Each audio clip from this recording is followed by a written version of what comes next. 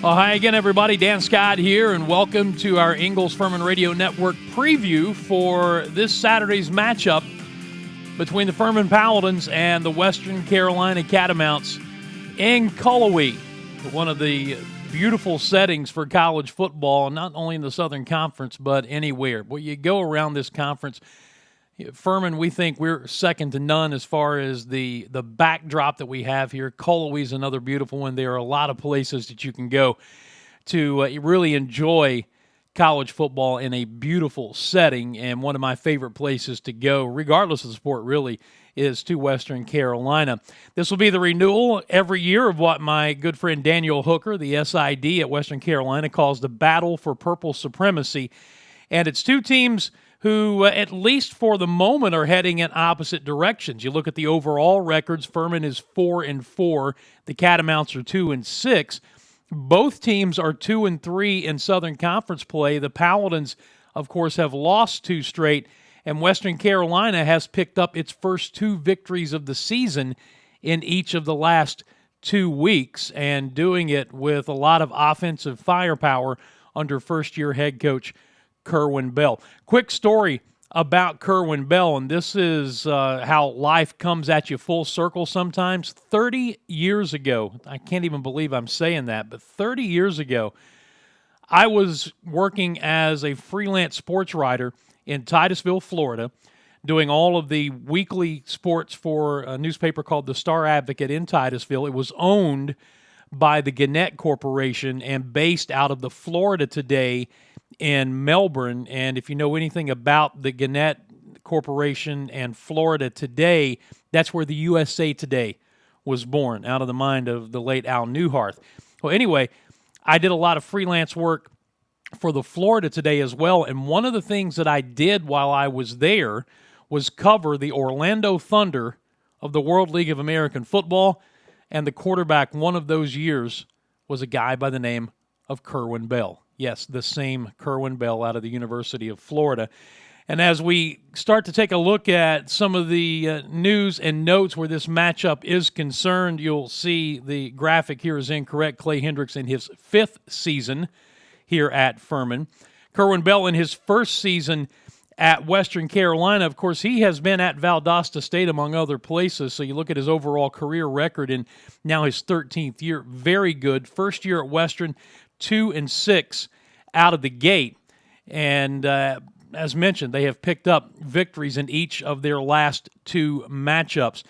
The series history between the two, this comes a clip out of the Western Carolina notes package, so that's why it reads the way it does. But Furman leads the all-time series 34-12-2 and have won 5 in a row in the series. In Cullowhee, lead it 16-6, including 3 consecutive wins in that beautiful setting at E.J. Whitmire Stadium. Now, Western Carolina's last 2 games, as mentioned, have both been wins over the Citadel and over Wofford, and ironically, those are the last 2 victories that Furman has before dropping the past 2 games to ETSU and Chattanooga. When you look at the head-to-head matchup between these teams and some of the numbers, as mentioned, Western Carolina, especially here of late, as they have settled on a starting quarterback in their transfer, Rogan Wells, who has played in Kerwin Bell's system for the last 2 years. 2 years ago with him at Valdosta State, and last year with Kerwin Bell's son, who then was the head coach at Tusculum, who's now the offensive coordinator. So Rogan Wells playing for his 3rd different team in 3 years, but in the same system.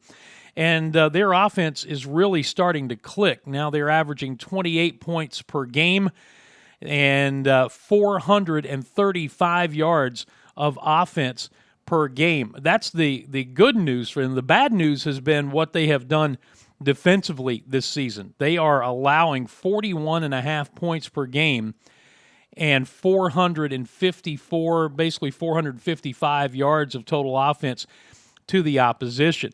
So it's going to come down to how well Furman's offense can move the football against this defense that has not really been able to stop much of anybody all season long. And even in their wins in the last 2 weeks, they gave up 31 to the Citadel and 21 to Wofford.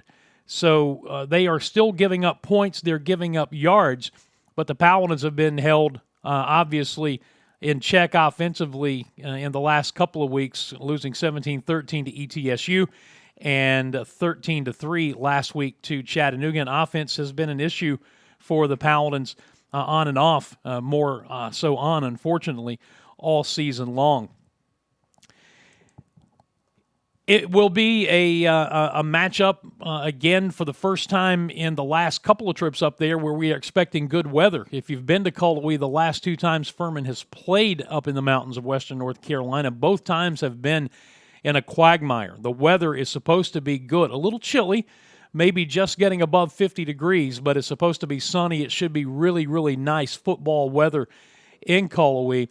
The Paladins defensively, this is going to be a different challenge, obviously, because the last 4 weeks they have played run-heavy teams, including power-running teams, East Tennessee State and Chattanooga the last 2 weeks, who want to line up and just run it off tackle.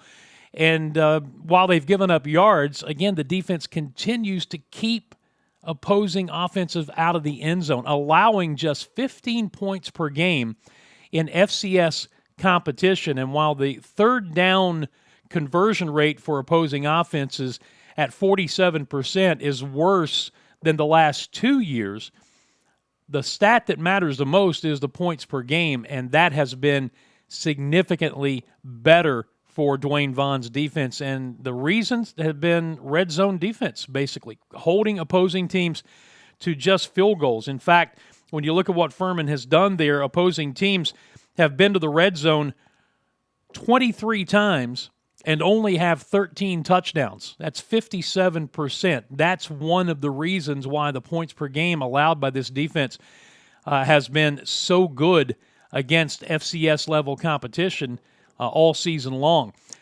Going to have to continue that, but it's going to be a different challenge. It's that air raid style offense that Western Carolina likes to run, and mentioned they have settled on Rogan Wells as their starting quarterback. Carlos Davis had started 2 games this season, but Wells has now started 6.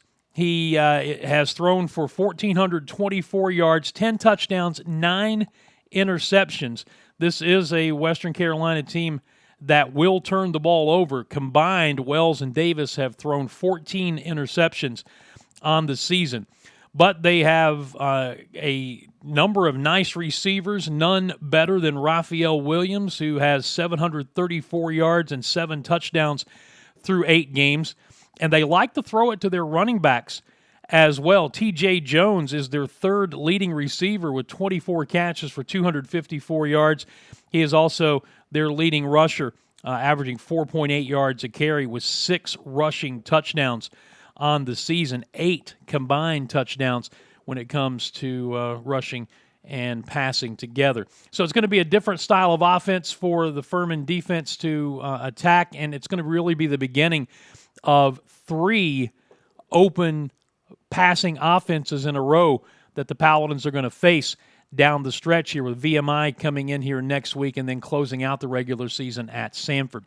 Playoffs are off the table for the Paladins, and in talking with the coaches this week, they have been really, really impressed and encouraged by how the team has practiced. With the chances of making a postseason gone, they have not allowed that to affect their preparation. They said the practice has been among the best they've had all week, and the mindset seems to be, let's look at this as a 3-game season, and let's send these seniors out with the best experience as possible. So that's encouraging. We'll see how it plays out on the field on Saturday up in Cullowhee, but you like to hear that. It's a cliche sometimes when you talk about playing for pride when there's nothing else out there to play for. The conference title is gone, and all of those other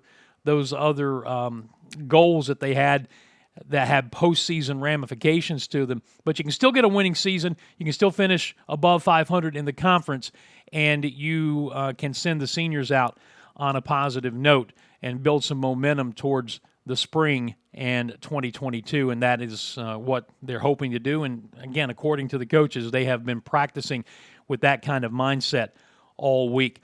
Here's the rest of the conference schedule. Man, we're coming down the final 3 weeks, and you still have 4 teams in this league with just a single loss. It's going to be a fun finish. 2 of those teams match up right there at the top. You see VMI and ETSU at 1 p.m.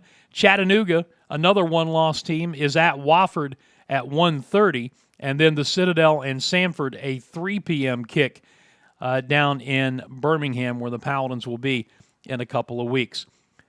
So it should be a fun afternoon, and again, just nice that it's going to be a good day weather-wise in Colway after the last 2 trips up there. We look forward to having you on board with us for the broadcast. The Pepsi Countdown to Kickoff on ESPN Upstate, our flagship station, will begin at 12:30 p.m. with the kickoff coming at 2 p.m. It's on ESPN3. We invite you to watch it. If you're not going, turn the sound down and listen to us. And also don't forget that on the Furman Paladin Football Facebook page, we have Booth Cam, which has been a surprising hit all season long. We're averaging probably 250 or more people who are taking in the ESPN Upstate broadcast of the game while watching the interaction between us in the booth. We have a good time. We hope that you have enjoyed that, and that's just another way that you can tune in. The frequencies in the Upstate, 97.7 FM in Greenville, 97.1 in Spartanburg, and you can get the ESPN Upstate link at their website, espnupstate.com, or at furmanpaladins.com on the schedule. And if you have the Odyssey app, you can take it with you mobily that way. So, again, 12:30 is the Pepsi Countdown to Kickoff. The kick itself is at 2 p.m. Furman and Western Carolina, Paladins trying to break a 2-game losing streak and make it 6 in a row over the Catamounts in this series. We look forward to having you on board with us for the broadcast if you're not making the trip, and hopefully we'll be able to call a winner for you on Saturday. Furman and Western Carolina, 2 p.m. kick. Until then, for the entire crew, I'm Dan Scott, saying God bless you, and so long, everybody.